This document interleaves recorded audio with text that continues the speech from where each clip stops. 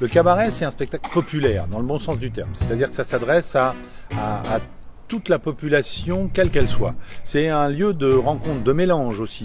Le spectacle est là, finalement, un peu comme à l'origine du Moulin Rouge, finalement. J'aime bien citer cet établissement. On est d'abord très amis avec eux, et en plus, on est dans le cœur de ce qu'est le cabaret. Le cabaret, au départ, c'est un endroit où les gens viennent, quelles que soient leurs conditions personnelles, que ce soit des gens, des bourgeois à l'époque, hein, au 19e, c'était un peu ça. Les bourgeois se mélangeaient avec les ouvriers, tout ce monde-là se retrouvait dans le cabaret, s'encanaillait un petit peu. On arrive à réunir un certain nombre de gens autour de ce genre de spectacle. Il faut, et les codes sont précis, que ce soit populaire, que ça puisse concerner à peu près tout le monde. Aujourd'hui, on a Internet, on a la possibilité de voir tout ce qu'on veut finalement, quasiment en temps réel. Le cabaret, ça fait un petit peu partie de ces moments hors du temps où on vient comme ça passer à autre chose. Quelquefois, c'est un petit peu désuet. Et puis, il y a des choses très novatrices, des techniques nouvelles aussi qui arrivent avec tout ça. Voilà, on essaie de mélanger finalement la tradition et la modernité. C'est le but du jeu, c'est ce qu'on essaie de faire chaque année dans les renouvellements du spectacle.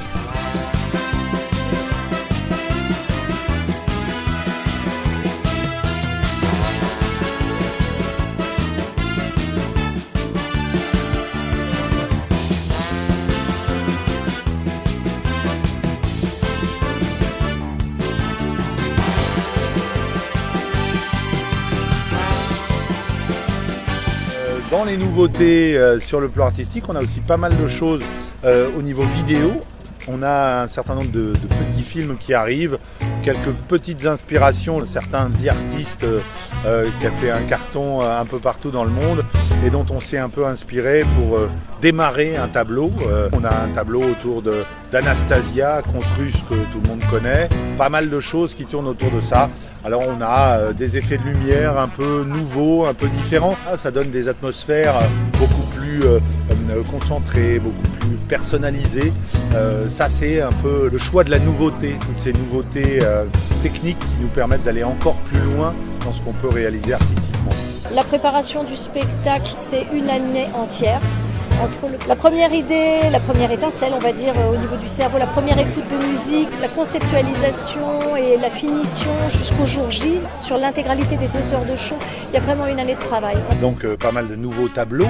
On a notamment des tableaux avec un escalier hydraulique qu'on a fait faire spécialement sur mesure.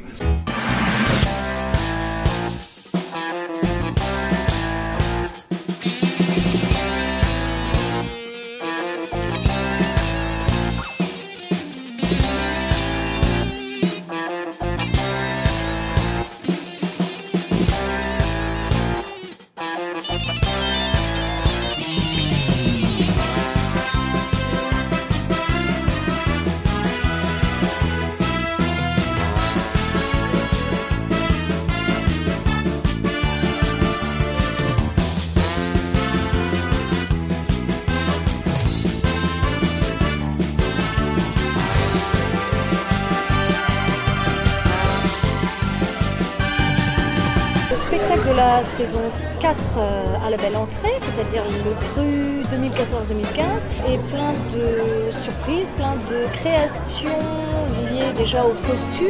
On a décidé d'innover un petit peu au niveau des coiffures, on est parti sur des choses assez excentriques qu'on n'a pas l'habitude de trouver dans les autres établissements. La création, ça peut démarrer tout simplement à l'écoute d'une musique et c'est ce qui va inspirer et donner envie de créer quelque chose dessus.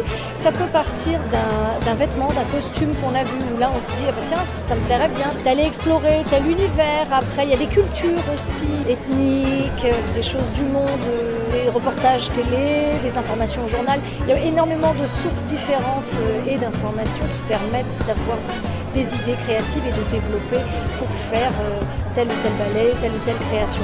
Mais là, cette année, effectivement, on a été pas mal porté aussi par notre compositeur Michel Beredec, pour ne pas le nommer, évidemment, qui nous a fait des titres fantastiques, des créations, rien que pour la belle entrée. On a une quinzaine de tableaux qui sont donc renouvelés chaque année, et les costumes également, donc on a innové, il y a de nouvelles plumes.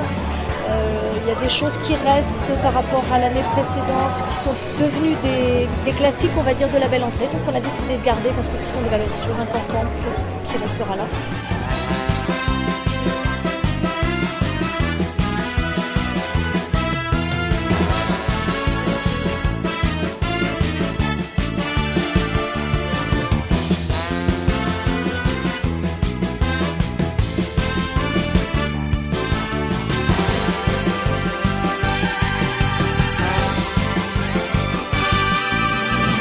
3 ans, on a vu près de 62 000 personnes, et dont un certain nombre de gens qui sont revenus plusieurs fois, et pour beaucoup d'entre eux qui reviennent voir chaque année la nouvelle revue. Donc il faut effectivement que chaque année ils aient de la nouveauté dans tous les domaines. Et la scène en fait partie, bien entendu, principalement, mais aussi tout ce qu'il y a autour, et notamment effectivement ce qu'il y a dans les assiettes et dans les verres. Les gens viennent dîner correctement, copieusement. Ils ont des animations pendant le repas, puisqu'il y a du chant, il y a de la magie avec le close-up. Et ensuite, une fois que le repas est terminé, on enchaîne sur les 2 heures de show, incluant évidemment à 70% de la chorégraphie. Il y a notre humoriste, bien sûr, Jean-Louis Audran, et notre magicien Max Loriochet, champion de France de magie 2011, qui est là et bien sûr fait ses interventions dans le show.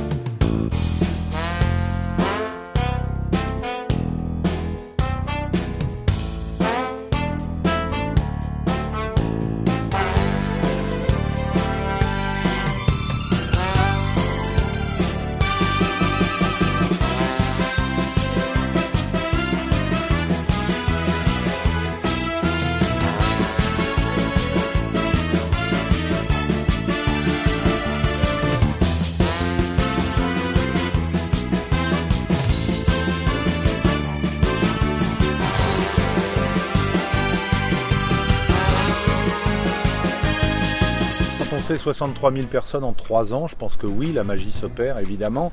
Le bouche à oreille fonctionne. Je crois que c'est pas le lieu qui est important. Ce qui est important, c'est quand les gens viennent voir quelque chose et qu'ils arrivent à oublier finalement où ils sont pour n'être que dans le moment présent. Nous, le moment présent, on l'a situé ici, à Saint-André, parce qu'on avait tout depuis le début pour réussir ici. Et maintenant qu'on est ici, on essaie aussi de montrer qu'on peut ouvrir cet univers à beaucoup plus de choses. Et il n'y a pas besoin d'aller dans des très grandes villes pour trouver des spectacles de bonne qualité avec des professionnels dans tous les domaines. Ça fait partie de nos défis. On peut trouver ça ici aussi, à Saint-André-Gouldourn. Une équipe de danseurs toujours aussi enthousiastes et fantastiques et professionnels qui ont donné le maximum d'eux-mêmes. Donc voilà, un spectacle à venir découvrir sans tarder.